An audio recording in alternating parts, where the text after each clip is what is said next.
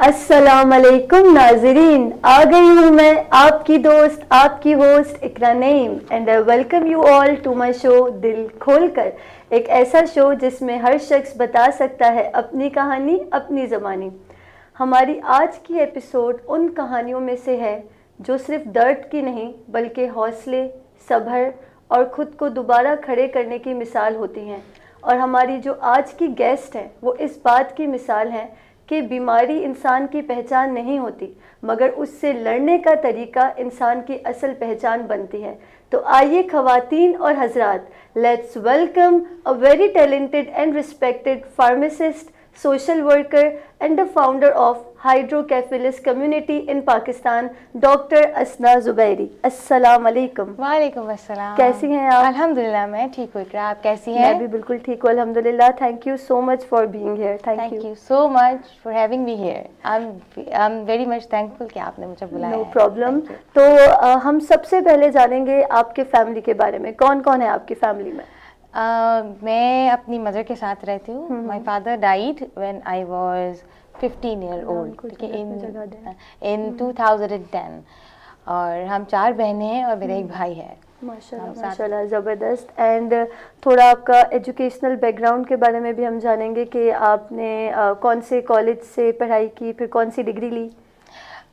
2012 के अंदर मैंने government national girls degree college से इंटरमीडिएट किया और उसके बाद फिर I wanted to do something in medical sciences, तो फिर मैंने फार्मेसी जो है वो ज्वाइन किया from university of Sindh Jamshoro से 2017। अच्छा, ज़बरदस्त, माशाल्लाह, सही। अच्छा, आप बता रही थी कि 22 एज थी आपकी जब आपकी लाइफ में एक बहुत कहते हैं ना ड्रास्टिक एक चेंज आया बहुत। तो हम जानना चाहेंगे उसके बारे में, हाइड्रोकेफेलस के बारे में मज़ीद, और लोगों के लिए एक अवेयरनेस के लिए आसान अल्फाज में ये क्या है और ये आपको 22 में जब डायग्नोज हुई तो इसके बारे में कैसे पता चला और कैसे डायग्नोज हुई, मतलब क्या हुआ ऐसा कि मतलब I just want to know about this. देखिए, हाइड्रोसेफलिस एक ऐसी बीमारी है आप कह सकते हैं कि ये डिसऑर्डर है जिसमें आपके ब्रेन के जो वेंट्रिकल्स हैं वो ब्लॉक हो जाते हैं। ब्रेन के अंदर एक लिक्विड होता है सेरिब्रोस्पाइनल फ्लूइड, हम सब के ब्रेन्स में है। क्या होता है कि जब उसकी ओवर एक्यूमुलेशन हो जाती है तो हम जो है हमें हाइड्रोकेफलिस होता है। ठीक है, हाइड्रोकेफलिस बाय बर्थ भी हो सकता है या कोई ब्रेन इंजरी की वजह से भी होता है। इसके सेवरल कॉजेज हैं। तो हुआ ये था कि आई वाज ऑल नॉर्मल, मुझे कोई कभी इस तरीके के सर दर्द भी नहीं हुए, कभी इतना तेज बुखार, कभी कुछ भी ऐसा सिम्पटम नहीं हुआ, कभी भी नहीं हुआ। अच्छा, it was I remember that के 9 नवंबर 2017 फाइनल ईयर था मेरा और मैं बिल्कुल बहुत आराम से अपना जो है वो काम करके और असाइनमेंट्स वगैरह, बिकॉज मेरा पेपर था, एग्जाम्स होने वाले थे, तो वो करके मैं सोई थी। अब जब मैं रात को सोती हूँ तो आधी रात को मेरी आँख खुलती है और मुझे बहुत शदीद किस्म का सर दर्द होता है। ऐसा सर दर्द कि मैं चिल्ला रही थी, because my mother is a single parent, तो उनके लिए उस वक्त मुझे संभालना बहुत मुश्किल था। बिल्कुल। तो सुबह हुई, बहुत मुश्किल से हमने जो है उन्होंने मुझे पेन किलर्स दे दिए कि हम उसको जो है वो कर काम डाउन करें, लेकिन कुछ सही हो नहीं रहा था। नेक्स्ट डे मैं जो है वो न्यूरोलॉजिस्ट के पास गई। उन्होंने जो है देखा कि मेरे जो मोटर्स हैं, मतलब मैं बैलेंस नहीं कर पा रही थी। फिर उन्होंने मुझे कहा आप एक काम करें, आप स्कैन करवा लें। सिटी स्कैन हमने करवाया तो उसमें उन्होंने क्लियरली कहा कि इसके सर में पानी है, जो हम आम लैंग्वेज में हम ये कहते हैं कि इसके सर में पानी है और इसकी नसें ब्लॉक है। ठीक है, इसके वेंट्रिकल्स ब्लॉक है और she needs an immediate brain surgery.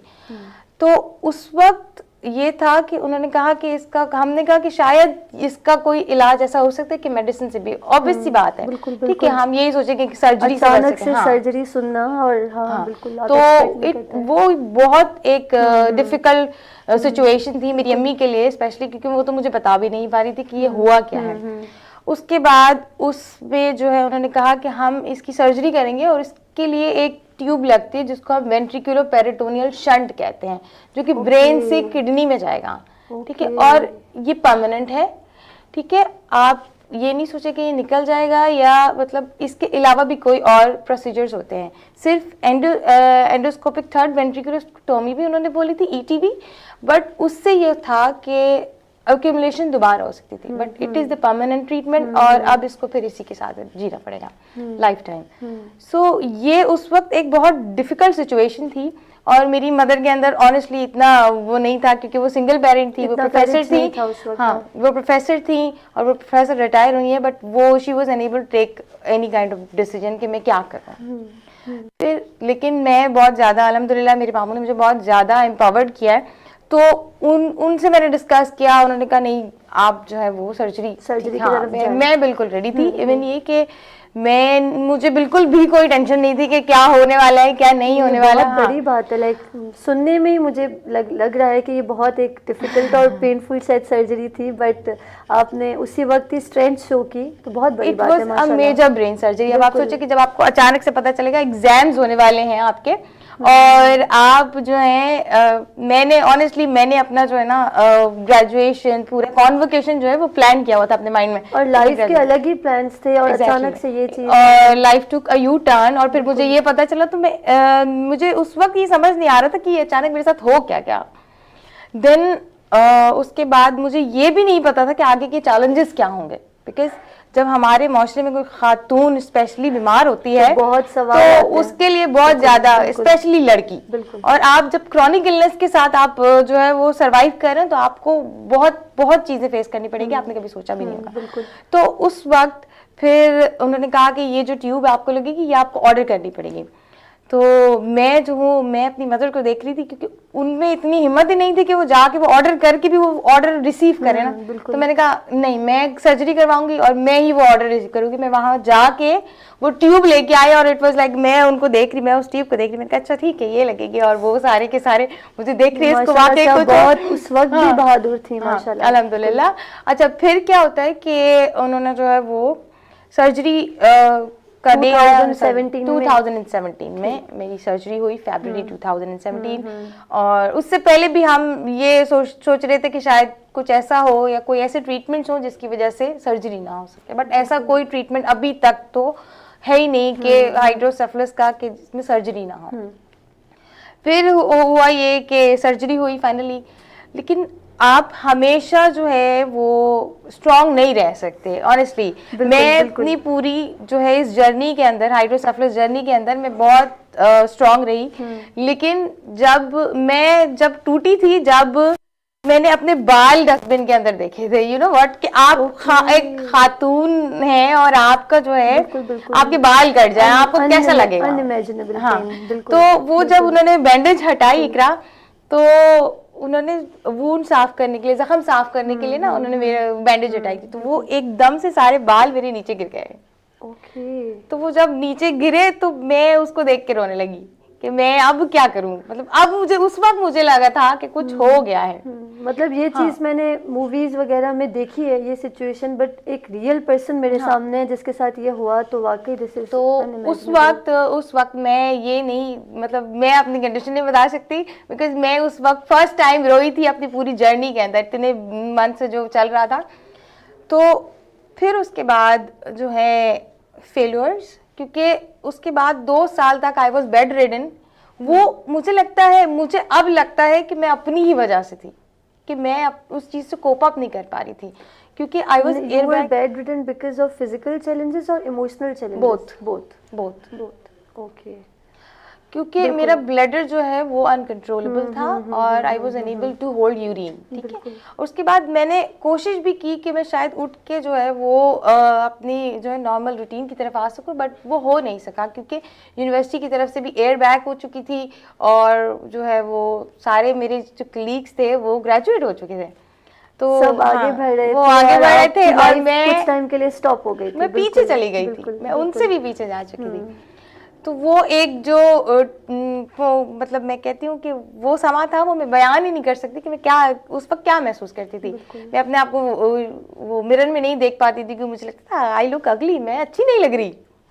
लेकिन देखिए, ब्यूटी लाइज इनसाइड यू, आपके यही है। ये चीज और मैंने उस बाद टाइम में आपने इतनी हिम्मत दिखाई, आपने ही अपनी मदर को कन्विंस किया, ये बहुत हाँ। बहुत बड़ी बात है। अम्मी वाकई मेरी अम्मा बहुत एक बहिम्मत खातून है, लेकिन वो औलाद के मामले में तो आप ये सोचते ना कि बिल्कुल आप कोई भी, sensitive हाँ हो जाते बिल्कुल, हैं, वो बिल्कुल। बहुत सेंसिटिव, वो फैसले ही नहीं कर पा रही थी किसी चीज के लिए। और फिर एक फेज ऐसा आया था मेरी सर्जरी से पहले, जब मैंने वो सोसाइटी का वो जो है वो एक गंदा फेज देखा ना। कुछ खवातीन थी, तो अम्मी ने कहा कि इसकी तबीयत ठीक नहीं है, तो वो आके वो कहती हैं कि अच्छा सर्जरी होगी, जवान लड़की है, शादी हो जाएगी। उनका ये सवाल था कि शादी हो जाएगी। उस टाइम हाँ, भी इतनी नेगेटिव। हाँ, फिर उनको ये भी पता चला कि अगर वो ट्यूब लगेगी तो वो ब्रेन से, वो ऑब्वियस सी बात है कि वो पेरिटोनियल कैविटी किडनी साइड पे है, मतलब ये हमारा जो पेट है इसके अंदर, तो वो उस पे भी उनका एक सवाल था कि आगे जाके माँ बन सकेगी, मतलब कंसीव कर सकेगी या नहीं। तो इस तरीके के क्वेश्चन थे, और हमारे लिए इस चीज को, मेरे लिए उस वक्त ये चीज ना ऑब्वियसली आप पहले से एक डिफिकल्ट स्टेज से गुजर रही हैं, तो इसी टाइम पे मैं सोसाइटी से ये रिक्वेस्ट करूंगी कि अगर आप किसी को देखें कि वो किसी मेंटल पेन में है या फिजिकल पेन में है, अगर आप कुछ अच्छा नहीं कर सकते, उसको सपोर्ट नहीं कर सकते, तो ना करें, खामोश रहें और अपने घर पे रहें, इंस्टेड कि आप उस टाइम उसको नेगेटिव कमेंट्स दें और उसको डीमोटिवेट करें। सो प्लीज़ ये मेरी गुजारिश है कि ये आप नहीं करें। तो फिर ये है कि जब ये सारी चीज़ें हो रही थी, मैं उनको देखने लगी, मैंने कहा कि ये इन लोगों को ये नहीं है कि मैं बच जाऊं या मेरी सर्जरी हो रही है, ये मैं, मतलब ऑब्वियस सी बात है, सिचुएशंस के अंदर आपको जाके उनको ग्रीट करना चाहिए, फैमिलीज को आप सपोर्ट करें कि नहीं ठीक है, इंशाल्लाह ठीक हो जाएगी।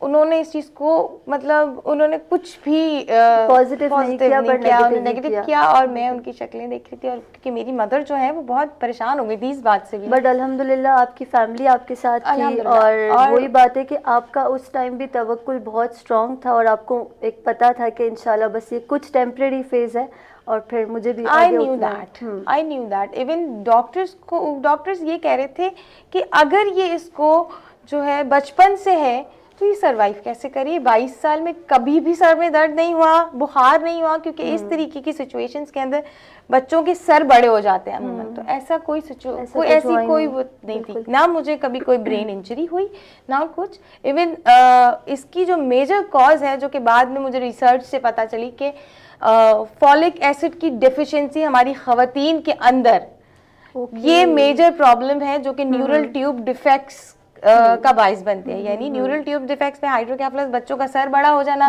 पानी भर जाना, कमर पे फोड़ा आ जाना, ठीक है, और इसके अलावा उनके दिमाग के ऊपर फोड़ा आ जाना। तो ये जो चीज़ें हैं, ये बहुत ये हाइड्रोसेफलस और ये सारी न्यूरल ट्यूब डिफेक्ट्स, ये फॉलिक एसिड डेफिशिएंसी की वजह से मेजर कॉज है। अगर हमारी खवातीन अपनी रिप्रोडक्टिव एज के अंदर ही जो है फॉलिक एसिड लेना स्टार्ट कर दें, तो इन सारी बीमारियों से आप फ्यूचर में बच सकते हैं। बात बताई, और मुझे यकीन है इससे काफ़ी खवातीन को काफ़ी अवेयरनेस मिली होगी।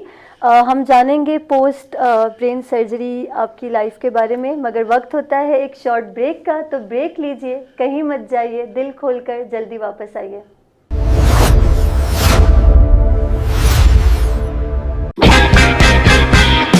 हेलो एवरीवन, भूल तो नहीं गए आप? मैं हूं आप सबकी दोस्त मुकद्दस शाहजेब, और एक बार फिर से लेकर आ रही हूं आप सबका favourite show, the sibling show.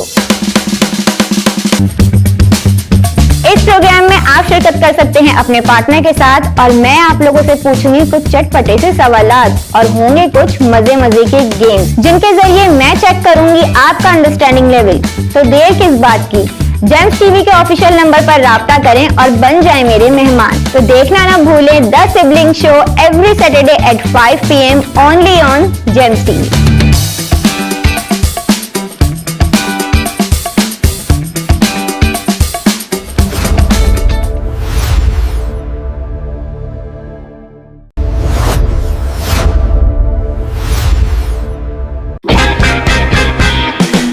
Everyone, भूल तो नहीं गए आप? मैं हूं आप सबकी दोस्त मुकद्दस शाहजेब, और एक बार फिर से लेकर आ रही हूं आप सबका फेवरेट शो, द सिबलिंग।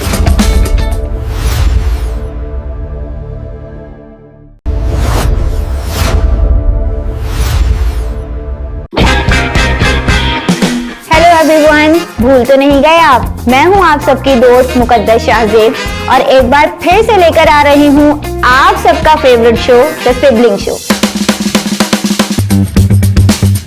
इस प्रोग्राम में आप शिरकत कर सकते हैं अपने पार्टनर के साथ और मैं आप लोगों से पूछूंगी कुछ चटपटे से सवालात और होंगे कुछ मजे मजे के गेम्स जिनके जरिए मैं चेक करूंगी आपका अंडरस्टैंडिंग लेवल। तो देर किस बात की, जेम्स टीवी के ऑफिशियल नंबर पर राब्ता करें और बन जाएं मेरे मेहमान। तो देखना ना भूलें the sibling show every Saturday at 5 PM only on Gems TV.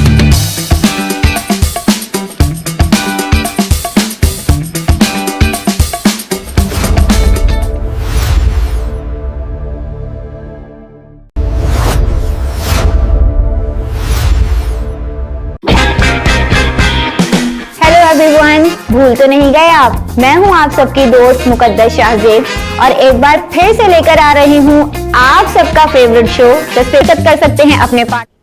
Welcome back to my show Dil Kholkar. तो अभी हमने जाना कि इनकी ब्रेन सर्जरी हुई और माशाल्लाह से इन्होंने बहुत स्ट्रांगली इस सिचुएशन को डील किया और इनकी मदर ने इनको काफ़ी सपोर्ट किया। तो अब मैं जानूंगी कि आप अभी बता रही थी बैक स्टेज पे कि आपकी एक कम्युनिटी थी, आपने एक कम्युनिटी का आइडिया सोचा और आपने एक बनाई। तो किस तरह आपके जहन में ये आइडिया आया कि इसकी एक कम्युनिटी बनानी चाहिए और फिर कौन से स्टेप्स आपने लिए? इकरा, ये एक बड़ी इंटरेस्टिंग स्टोरी थी क्योंकि आफ्टर सर्जरी मैंने बताया कि 2 साल तक वो ट्यूब जो है वो उसको बॉडी को एक्सेप्ट करने में टाइम लगा और मुझे खुद भी एक्सेप्ट करने में टाइम लगा। मुझे लगता है कि मैं पहले उठ सकती थी बट मैं नहीं उठ पाई। फिर एक दिन मैंने खुद ही डिसाइड किया कि मुझे बालों पे रोना आ रहा है, मैं ऑन्कोलॉजी में अपनी इंटर्नशिप स्टार्ट करूं, कैंसर में।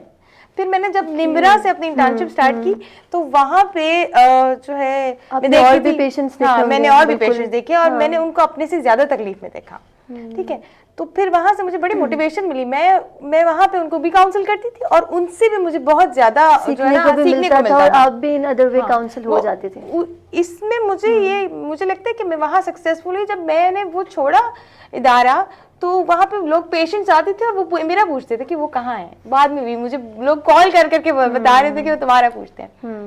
तो फिर उसके बाद एक ऐसा स्टेज था जहाँ पे अगर आप लोगों को बता देते थे कि आपको क्रॉनिक इलनेस है तो वो समझते थे कि आप कुछ नहीं कर सकते। मैं कुछ नहीं कर सकती, मतलब मैं कोई जॉब नहीं कर सकती और मैं जो है आगे पढ़ नहीं सकती, क्योंकि उनको ये लगता है जब आप ये बताते हैं कि आप क्रॉनिकली इल हैं, कोई एक लाइफ लॉन्ग टर्म डिजीज के साथ चल रहे हैं, तो लोगों को ऑब्वियसली यही लगेगा, अभी भी यही लगता है कि आप रोजमर्रा के काम सही नहीं कर सकते। तो मुझे जॉब से रिजेक्शन हो जाती थी। जहां मैं गई वहां जॉब से रिजेक्शन। बस एक उनके जहन में परसेप्शन है कि हम किसी और को लें, इनको नहीं लें। एग्जैक्टली। और मुझे लोग कहते हैं कि छुपाओ, मैं नहीं छुपाती। आपने मैंने इसको एक्सेप्ट किया। हाँ, मैंने इसको एक्सेप्ट कर लिया है कि ये है और this is normal to me. बिल्कुल बिल्कुल। फिर उसके बाद उन्होंने जो है एक इदारा था, मैं उसका नाम नहीं लूंगी, और वो बहुत बड़ा हॉस्पिटल है।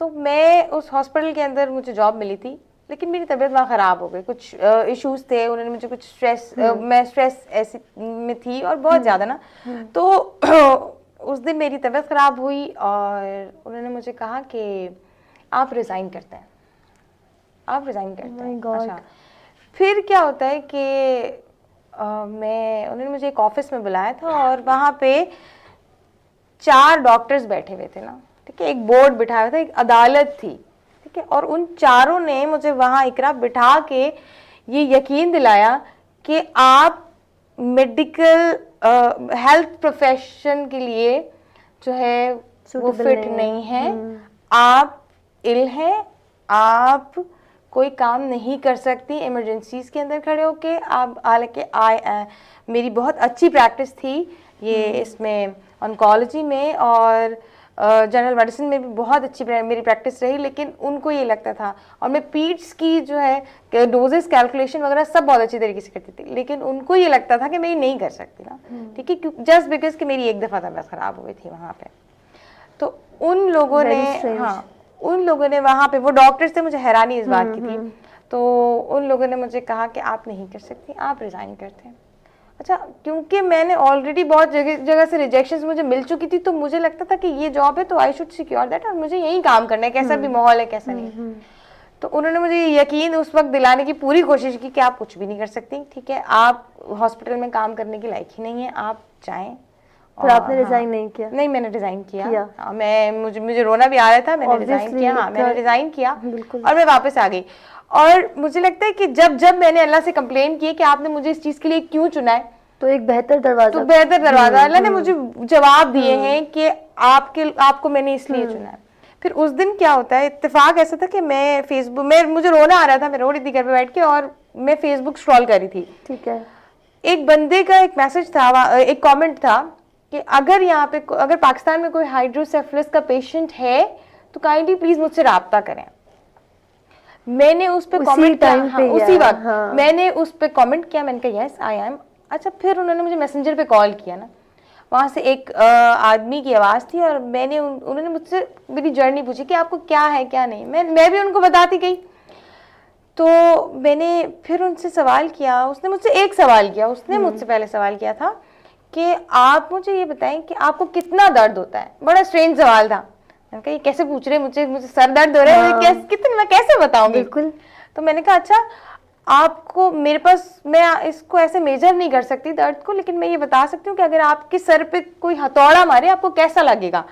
तो कहने का दर्द होगा। मैंने कहा मल्टीप्लाई बाय 100, उस पेन को आप 100 से मल्टीप्लाई करें और ऐड कर दें उसमें, एंड ऐड मोर। मैंने उसको ये बोला तो वो ना रोने लग गए। उस बंदे की आवाज है और वो ना रोने जैसी आवाज हो गई। तो मैंने कहा सर आप क्यों रो रहे हैं? उसने कहा कि मेरा एक 4 साल का बेटा था राफे, और उसको हाइड्रोसेफलस था और उसकी मल्टीपल सर्जरीज हुई थी, और वो 4 साल तक सरवाइव कर सका, उसके बाद उसकी डेथ हो गई। तो वो रो रहे थे बाकायदा। तो मैंने कहा क्यों ना हम राफे के नाम पे कुछ अच्छा करें। तो मैंने उसी वक्त उनको कहा कि हम एक कम्युनिटी बनाते हैं जिसमें हम लोगों को अवेयरनेस देंगे, क्योंकि हमारे पास कोई ऐसा तो बजट नहीं है ना कि हम ट्रीटमेंट्स करवा सकें। हाँ। तो मैंने उसी वक्त एक पेज बनाया हाइड्रोसेफलस कम्युनिटी के नाम से। हमने डिसाइड किया, हम दोनों की म्यूचुअल अंडरस्टैंडिंग थी उस पर। उसके बाद फिर हमने जो है वो एक पेज बनाया। इकरा, मुझे नहीं पता कि कितने लोगों को पाकिस्तान के अंदर अवेयरनेस की ज़रूरत थी। कितने लोगों ने हमसे रब्ता किया कि आप हमें ये बताएं कि इस बीमारी के लिए हमें कहाँ जाना चाहिए, बहुत अच्छा आइडिया था आपका, हमें क्या करना था। हमने सिर्फ एक पेज बना लिया था और मुझे ये भी नहीं पता था कि ये जाएगी, इतना अच्छा रिस्पॉन्स आ गया कि कहाँ जाएगी। बहुत पेरेंट्स ने हमसे रब्ता किया, हमारे बच्चे को ये है, हमारे जो है घर में ऐसा पेशेंट है, इसके साथ क्या करना चाहिए, कहाँ लेके जाए। हमने उस कम्युनिटी से ना सिर्फ उनको उनके शहर के डॉक्टर से कनेक्ट किया, बल्कि हमने उनको अवेयरनेस दी। ऑल्सो मैंने खुद जाके बहुत सारे पेशेंट्स के घर में उनको साइकोलॉजिकल सेशंस दिए। मैं उनको कहती थी कि मैं हूं ना, मैं जिंदा हूं तो आपके बच्चे भी जिंदा रहेंगे इंशाल्लाह को। और काउंसलिंग ऐसे ही लोगों की असर करती है जो उस चीज से गुजर चुके हो। तो आज you are a brain surgery survivor, तो बिल्कुल। तो आज ये है कि बहुत सारी मदर्स ऐसी हैं जो कि मुझे कहती हैं कि हम अपने बच्चों के लिए दुआ करते हैं, तो उसके साथ साथ हम असना के लिए दुआ करते हैं। उस कम्युनिटी से फिर मुझे 2 और ऐसे बंदे मिले जो कि मेरी एज के हैं और वो बहुत एक्टिव है, और दोनों को हाइड्रोसेफलस है। तो एक वली है और वो वेब डेवलपर है कराची में, जैबिस्ट में लेक्चरर भी है। एक लड़की और है, वो मीडिया एंड कम्युनिकेशन के अंदर है, और वो भी जो है वो बहुत एक्टिव लड़की है। उसकी भी 5 ब्रेन सर्जरीज हुई हैं। तो वही बात ना कि ये आपकी जो बीमारी है ये आपको नहीं डिफाइन करती। आप किस तरह से डील करते हो ये आपको आप देखिए, हाइड्रोसेफलस कम्युनिटी के अंदर सारे ही हाइड्रोसेफलस सर्वाइवर्स काम कर रहे हैं। तो जब उसके बाद फिर मैंने कहा ये तो बहुत अच्छा रिस्पांस हमारे पास आ रहा है कि हम जो है लोग चाहते हैं हमसे बात करना, हमसे मिलना। इवन अगर हमारे पेज के ऊपर बहुत सारे मैसेजेस ऐसे हैं जो कि हम उनको सुन रहे होते हैं, वो चाहते हैं कि हम उनकी जो है वो कहानियां सुने। तो बहुत सारे मैसेजेस अभी भी आ रहे होते हैं, और फिर हम उनको काउंसिल करते हैं। कुछ बच्चे सर्वाइव नहीं भी कर पाते हैं, तो उनके लिए भी फिर हम देखें, हम ये ट्राई कर रहे हैं अभी। मैं जो है मेरी पूरी कोशिश है कि हम ट्रीटमेंट जो है वो स्पॉन्सर करें। हम बहुत कोशिश करते हैं, स्टेप बाय स्टेप हम फंड रेजिंग भी कर रहे हैं, जिसको जितना हम दे सकें उतना हम देते भी हैं, ठीक है। और मेरा अब ये मोटिव है कि मैं शंट्स डोनेट करूं। तो इंशाल्लाह वो भी है। और इसके अलावा मेरे जो सर्जन हैं उन्होंने मुझे बहुत मोटिवेट किया ऑनेस्टली। वो मुझे कहते थे कि तुम कर लोगी, तुम कर लोगी। तो और बिल्कुल सही कहते थे, मतलब बाकी आप जिस तरह काम कर रही हैं इस पे, मतलब कहते हैं ना कि आप खुद गुजर रहे हैं लेकिन आप देख रहे हैं कि जो और गुजर रहे हैं आप उनकी मुश्किल आसान करें, बहुत अच्छी और बड़ी बात है। क्योंकि आपको ये पता होता है कि उनका दर्द क्या है। बिल्कुल। फिर जो मेरे सर्जन है professor doctor Riaz Ahmed Raja, head of neurosurgery department LUMS, retire हुए अभी, तो वो मुझे आज पेशेंट्स जो है अपने मुझे कॉल करते हैं और वो कहते हैं कि असना मैं तुम्हें एक नंबर दे रहा हूँ, आप इस पेशेंट से जाके बात करें। तो वो खुद मुझे समझते हैं कि मैं इस काबिल हूँ अब कि मैं जो है लोगों की हेल्प कर सकती हूँ। माशाल्लाह यार, ज़बरदस्त। So proud of you. और कहते हैं ना अल्लाह ताला जब मुश्किल देते हैं तो वो उसको उतना सब्र भी देते हैं, उतनी कुव्वत भी देते हैं कि वो उससे डील कर पाए, और डेफिनेटली आप में इतनी हिम्मत है। 2024 में आपने बताया था कुछ शायद आपकी कम्युनिटी रिकग्नाइज हुई थी, इसके बारे में थोड़ा हमें मज़ीद बताएं। आखान यूनिवर्सिटी हॉस्पिटल ने हमारी कम्युनिटी को रिकग्नाइज किया था। Very nice. और मुझे लगता है कि आखान किसी को ऐसे ही नहीं उठाते हैं। बिल्कुल बिल्कुल बिल्कुल बिल्कुल। तो ये था कि वर्ल्ड हाइड्रोसेफलिस डे मनाया जाता है 24 अक्टूबर को हर साल। ओके। नेशनल पाकिस्तान के अंदर, ठीक है, और इंटरनेशनली वो 25 सितंबर में होता है। तो वो था और उसमें लम्स में मुझे बुलाया था एज अ गेस्ट। तो डॉक्टर रियाज अहमद राजा ने ही बुलाया था। तो मैं उसमें बैठी हुई थी और जब हमने कम्युनिटी के बारे में बताया, मेरी एक प्रेजेंटेशन थी, मैंने वहाँ पे डिस्कस किया, तो फिर उन्होंने कहा कि आप वहाँ से एक डॉक्टर थे, उन्होंने कहा कि आखान यूनिवर्सिटी में जो है न्यूरो सर्जरी कॉन्फ्रेंस होने वाली है, तो हम चाहते हैं कि आपकी कम्युनिटी वहाँ रिकग्नाइज हो। तो फिर उन्होंने हमें बड़े स्टॉल्स और ये सारी चीज़ें अरेंज करवा के दी और हमने वहाँ पे अपनी कम्युनिटी को रिप्रेजेंट किया। ये वाकई ऑनर की बात है और अच्छी बात है, ज़्यादा अवेयरनेस आ रही है। एंड आई एम श्योर कि इस शो के थ्रू भी, जैसे मुझे भी टू बी ऑनेस्ट अब पता चला है कि इस टाइप की भी कोई चीज़ एग्जिस्ट करती है, तो हमारी नाजरीन को भी इंशाल्लाह पता चलेगा और आई एम श्योर कि और लोगों की हेल्प होगी। जाते जाते मैं अपने तमाम गेस्ट्स को कहती हूँ कि आप कोई पीस ऑफ एडवाइस दे दें, स्पेशली उन लोगों को जो इस पर्टिकुलर या किसी और बीमारी से गुजर रहे हैं, because you have gone through this period. अच्छा, देखिए मैं ये कहना चाहूँगी कि ups and downs are a part of life. बिल्कुल, ये तो जिंदगी का एक हिस्सा है, लेकिन आप जो है हारते जब हैं जब आप सभी दफ़ा जो है वो ट्राई नहीं करते। आप 99 दफ़ा गिर जाएंगे, ठीक है, आप सभी दफ़ा अगर 100 टाइम अगर आप उठेंगे नहीं ना, तो फिर आप तब आप क्विट करते हैं। बहुत सारे ऐसे सिचुएशंस आई जिसमें मैं भी हार गई थी, मुझे लग रहा था कि ज़िंदगी नहीं है, बट फिर चीज़ें चलती रहती हैं। आप उन लोगों को देखें जो, बहुत सारे ऐसे लोग हैं ज़िंदगी में, लाइफ में आपको मिलेंगे जो कि लेस फॉर्चुनेट होंगे, ठीक है, हमसे। आप उनको देखें, आप उनकी ज़िंदगी को जाके देखें। मैंने बहुत कम्युनिटीज़ के अंदर काम किया है, बहुत सारी नॉन प्रॉफिट ऑर्गेनाइजेशंस के साथ काम किया है, और उन लोगों की ज़िंदगी देखने के बाद मुझे लगता है कि मैं बहुत मुझे शुक्रगुजार होना चाहिए। अल्लाह ने मुझ पे बहुत सारा करम किया है। तो हमेशा जो है अपने से नीचे लोगों को देख के उनकी मदद करें आप, ये कभी भी हिम्मत ना हारें। और लास्ट में बस मैं ये कहूँगी कि बी दैट स्पंज जो कि जाके लोगों को नेगेटिविटी को एब्जॉर्ब करते हैं।